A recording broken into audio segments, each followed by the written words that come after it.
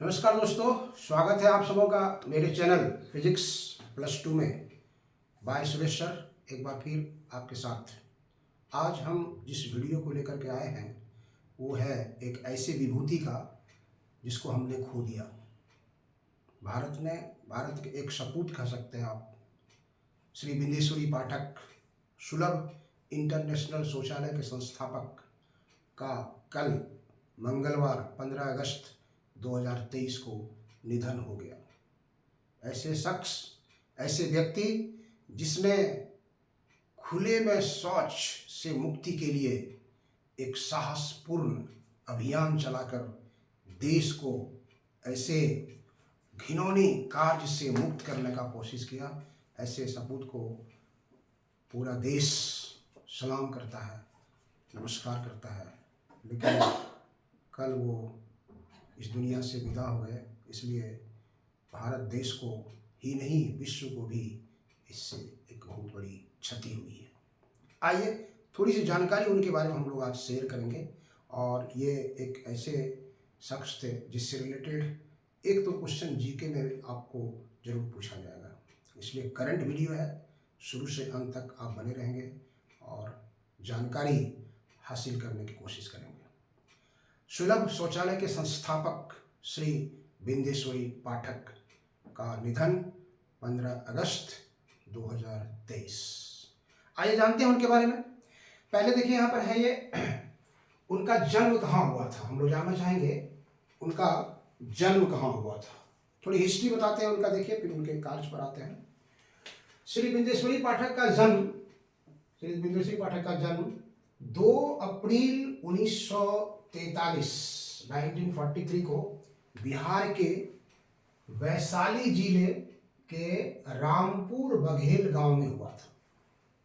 2 अप्रैल 1943 को बिहार के वैशाली जिले के रामपुर बघेल गांव में हुआ था। उनके पिता का नाम था श्री रमाकांत पाठक, उनकी मां का नाम था श्रीमती योग माया देवी। इनका परिवार उस जिले में और उसके क्षेत्र के आसपास एक प्रतिष्ठित परिवार में गिने जाते थे। समाज में इनकी पकड़ थी। स्वाभाविक है बेटे में भी उनका गुण आएगा और वो भी उसी तरह से अपने को समाज में, देश में प्रतिष्ठित बनाने की कोशिश करना चाहेंगे। लेकिन बेटे का जो कार्य था वो माता पिता से बिल्कुल हटकर था।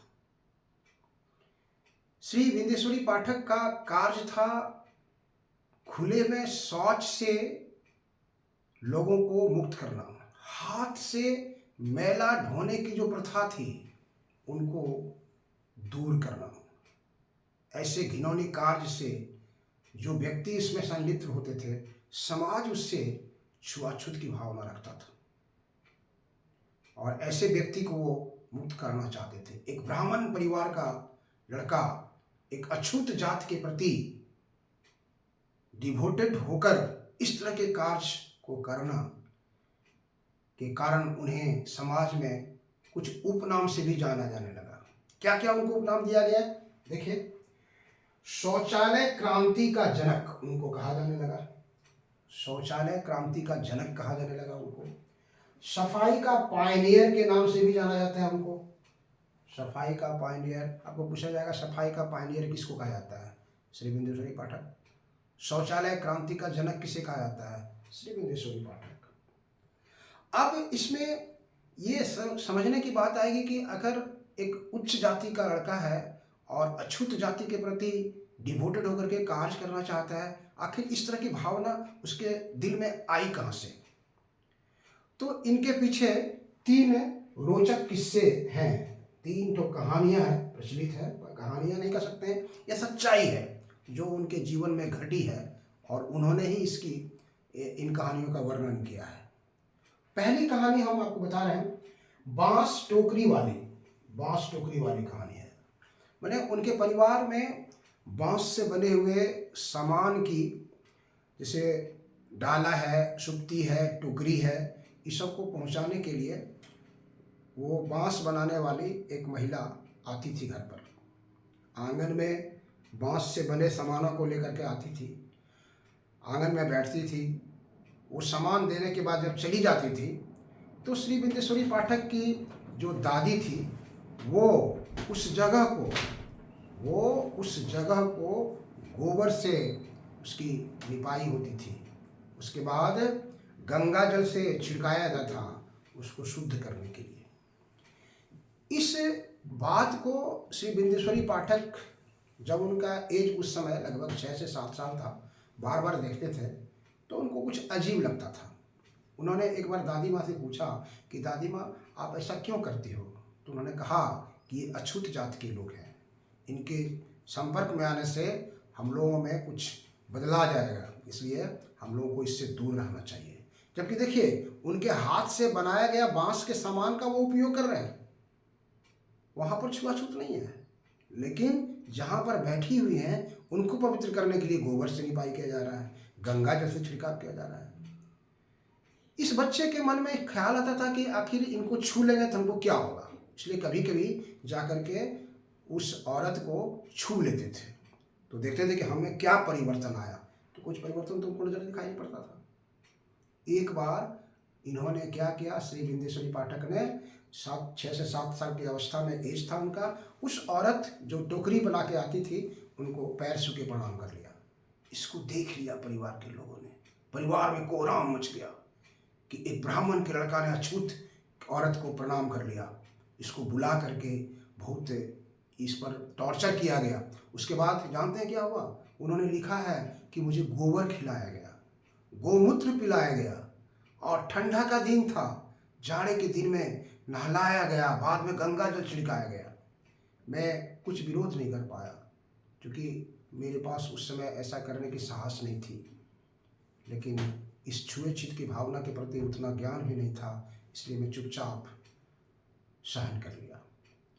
पढ़ाई समाप्त करने के बाद वो पढ़ाई समाप्त करने के बाद 1968 में बिहार गांधी स्वच्छता समिति में शामिल हो गए।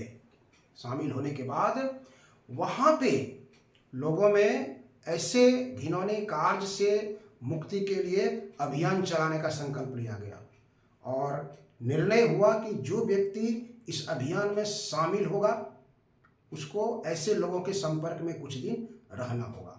श्री पाठक जी खुले हाथ से जो मैला ढोने वाले कार्य करते थे समाज के लोग, उनके साथ रहने लगे, उनको पढ़ाया, उनको लिखाया, उनको जागृत करने का कोशिश किया। ऐसे समाज में रहते हुए एक दिन उनको एक दुल्हन, दूसरी रोचक घटना देखिए, 3 यहाँ हमने लिखा है, नई दुल्हन का रोना। ऐसे एक दिन उनको पड़ोस में जहाँ रह रहे थे एक लड़के की शादी हुई थी, नई दुल्हन आई थी, लेकिन वो दुल्हन जोर जोर से रो रही थी। इनको पता चला, गए उनके यहाँ, देखा कि उनकी सास जो है उनको अपने बेटे को कह रही है कि इस दुल्हन को तुम शहर ले जाओ, शहर में ये शौच को जो उठा करके बाहर फेंकेगी और तब जो पैसा होगा उसी से तुम्हारा परिवार चलेगा, मेरा चलेगा, इसलिए वो वहाँ पर इसको ले जाना। लेकिन दुल्हन वहाँ जा करके इस कार्य को करना नहीं चाहती थी, बार बार दबाव दिया जा रहा था। तब श्री पाठक जी ने क्या किया कि उनकी सास को कहा कि आप ऐसा क्यों कर रही हैं, छोड़ दीजिए, नहीं जाना चाहती है तो। बोला कि नहीं जाएगी तो फिर खाएंगे हम लोग क्या, बोला दूसरा धंधा करेगी। तब उन्होंने कहा कि सुनिए, एक क्वेश्चन हम आपसे पूछेंगे और उसका जवाब आपको देना पड़ेगा। बोला पूछिए। कहा कि अगर ये मैला नहीं उठाएगी, मैला ढो करके नहीं फेंकेगी और तब ये सड़क पर सब्जी बेचना शुरू करेगी तो क्या आपके माता पिता इनके हाथ से सब्जी लेंगे? एक उच्च जाति के लोग इनके हाथ का सब्जी लेंगे, खरीदारी करेंगे? ये अवाक रह गए, चुप हो गए। बोले कि सही बात है, मेरे माता पिता के आंगन में जब वो टोकरी वाली बैठती थी तब उसको हटाने के बाद गोबर से लिपाई होता था और गंगा जल छिड़का जाता था, तो इनके हाथ का सब्जी कौन लेगा? मैं चुपचाप खड़ा, कुछ नहीं बता पाया। बाद में उनको भेजा गया, वो अपना धंधा में संलिप्त हो गई। ये दूसरी घटना थी जो इनको सोचने के लिए विवश करने लगा कि आखिर ऐसे लोगों के प्रति अन्याय क्यों होता है। 1968 में ही उन्होंने पहला डिस्पोजल कंपोस्ट शौचालय का निर्माण किया। डिस्पोजल कंपोस्ट शौचालय कहते हैं जो ग्रामीण क्षेत्रों में घर के आसपास कम खर्च में मिलने वाली सामग्रियों से मिलकर के बनाया जाता था और कुछ दूर चलने के बाद उसको डिस्पोजल कर दिया जाता था, उसको हटा दिया जाता था और वो जो सामग्री संग्रहित होती थी उसको फिर फर्टिलाइजर के रूप में लोग यूज़ करते थे। तीसरी रोचक घटना है उनके साथ कि जब एक दिन लोग कुछ साथियों के साथ चाय पीने जा रहे थे तो एक सांड एक लड़की को पटक दिया था। ऐसे दौड़ रहा था, उसको पटक दिया, लड़की दुर्घटनाग्रस्त हो गई और सब लोग उनको बचाने के लिए दौड़े। इसी बीच में पीछे से कोई कह देता कि अरे छोड़ो छोड़ो, अछूत जात की बच्ची है, इसको छूना नहीं है। सब लोग हट गए। हम कुछ साथियों के साथ दौड़ के गए, उनको उठाए और हॉस्पिटल पहुंचाने की कोशिश किए, लेकिन बचा नहीं सके। तो ये घटना उनके दिल में इस तरह से मतलब जागृति पैदा कर दिया कि ऐसे लोगों के प्रति कुछ करना चाहिए। और तब उन्होंने आपको बताया 1968 में ही पहला डिस्पोजल कंपोस्ट शौचालय का निर्माण किया। 1970 में सुलभ इंटरनेशनल सर्विस ऑर्गेनाइजेशन का गठन किया गया। सुलभ इंटरनेशनल सर्विस ऑर्गेनाइजेशन का गठन किया गया। इसका क्या काम है? इसका काम था शिक्षा के माध्यम से सुलभ इंटरनेशनल को शिक्षा के माध्यम से इसमें जागृति पैदा करना था लोगों में, और ये ताकि शिक्षा के माध्यम से मानव अधिकारों, पर्यावरण स्वच्छता, अपशिष्ट प्रबंधन और सुधारों को बढ़ावा देने के लिए कार्य करना था। ये सुलभ इंटरनेशनल शौचालय आप सब जगह देखते हैं, हर शहर में हर चौराहे पर आपको एक सुलभ इंटरनेशनल शौचालय मिलेगा। सुलभ प्रसाधन करके लिखा हुआ रहेगा, उपनाम से भी जाना जाता है। इसलिए अभी तक 13 लाख से ज़्यादा घरों में और 5 करोड़ 40 लाख से ज़्यादा लोगों के लिए सरकारी शौचालय का निर्माण किया गया है। अभी जो मॉडर्न टाइम में शौचालय सब जगह है, आप जाएंगे वहाँ पर शौच करने के लिए 5 रुपये देना होगा और स्नान करने के लिए 10 रुपये देना होगा। इसके अतिरिक्त मुफ्त में भी बहुत जगह हर स्टेशन में, हर सड़क पर फ्री में भी सर्विस देने की व्यवस्था की गई है। इनके कार्य को देखते हुए, इनके डिवोशन को देखते हुए भारत सरकार ने इनको 1999 में पद्म भूषण से सम्मानित किया गया। इनको पद्म भूषण से 1999 में इस पाठक को पद्म भूषण से सम्मानित किया गया है। 2000 में international Sant Francis prize for environment दिया गया है। 2000 में international Sant Francis prize for environment दिया गया है। 2003 में विश्व के 500 सामाजिक कार्यकर्ताओं की सूची में शामिल किया गया। विश्व के 500 सामाजिक कार्यकर्ताओं की एक सूची बनाया गया, जिस सूची में ये भी शामिल हो गए, माने वर्ल्ड फेमस के आदमी हो गए। उनके बाद 2009 में भी एक अवार्ड मिला है इनको। 2009 में भी एक अवार्ड मिला है, वो है Stockholm Water Prize by Royal Swedish Academy of Science. 2009 में भी इनको एक अवार्ड मिला है, उनको हम यहाँ पर आपको लिख देना चाहेंगे, आप उसको देख सकते हैं। 2009 में जो अवार्ड मिला था, 1999 में पद्म विभूषण, 2000 में international sun Francis prize for environment, 2003 में विश्व के 500 सामाजिक कार्यकर्ताओं की सूची में शामिल हुए हैं, और 2009 में जो इनको अवार्ड मिला था वो था Stockholm Water Prize. Stockholm Water Prize by Sweden government का था ये, by Royal Swedish Academy, by Royal Swedish Academy of Science, Academy of Science, ये अवार्ड उनको मिला है, अवार्ड उनको मिला है। ये थे बिंदेश्वरी पाठक, थे भारत के लिए जिन्होंने शौचालय संबंधित काम किया। एक ऐसे भी व्यक्ति थे जिन्होंने पूरे वर्ल्ड के लिए किया है, एक ऐसे व्यक्ति थे जिन्होंने पूरे वर्ल्ड के लिए टॉयलेट से रिलेटेड काम किया है, और वो है जैक सिम। उनका नाम आपको हम यहाँ बता रहे हैं, वो है Jack Sim. Jack Sim, Jack Sim जो है ये सिंगापुर के रहने वाले हैं, ये सिंगापुर के रहने वाले थे, सिंगापुर के रहने वाले हैं। इन्होंने जो 2001 में, इन्होंने 2001 में 19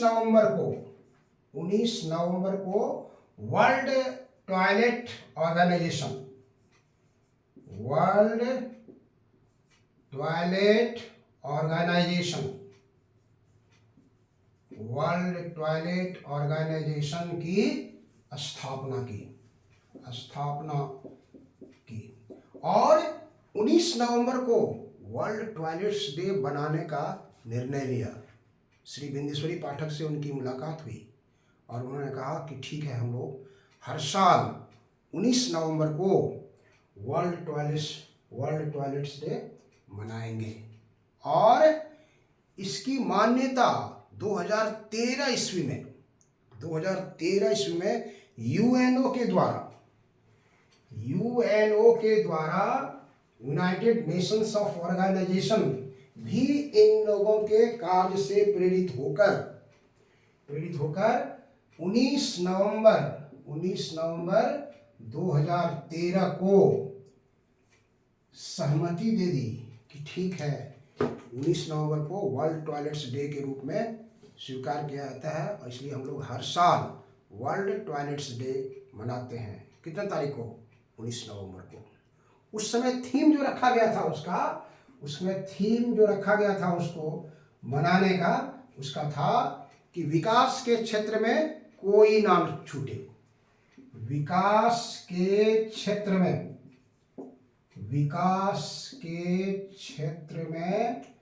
कोई ना छूटे, विकास के क्षेत्र में कोई नहीं छूटना चाहिए। ये इनका leaving to no one behind, इसी थीम को रख करके 2013 में यूएनओ ने 19 नवंबर को वर्ल्ड टॉयलेट्स डे मनाने की सहमति दी। लेकिन दुर्भाग्य से 15 अगस्त 2023 को श्री बिंदेश्वरी पाठक दिल्ली स्थित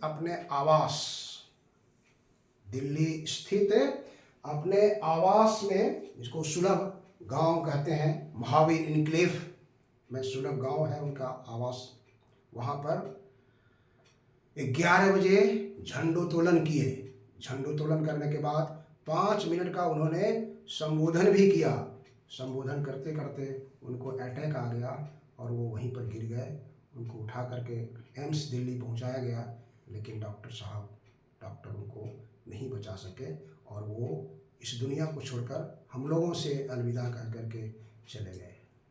ऐसे शख्स के प्रति हम लोगों का सहानुभूतिपूर्वक श्रद्धांजलि, विनम्र श्रद्धांजलि तभी अर्पित होगा, तभी सफलतापूर्वक अर्पित होगा जब उनके अधूरे छोड़े गए गांव को, राज्य को, देश को खुले में शौच से मुक्ति दिलाने का संकल्प लेंगे।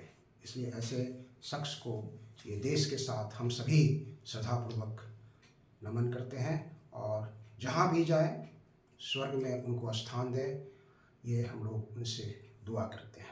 कैसा लगा आपको मेरा वीडियो? अगर अच्छा लगे तो इनको लाइक, सब्सक्राइब और शेयर करना कभी नहीं भूलिएगा। चलिए, थैंक यू।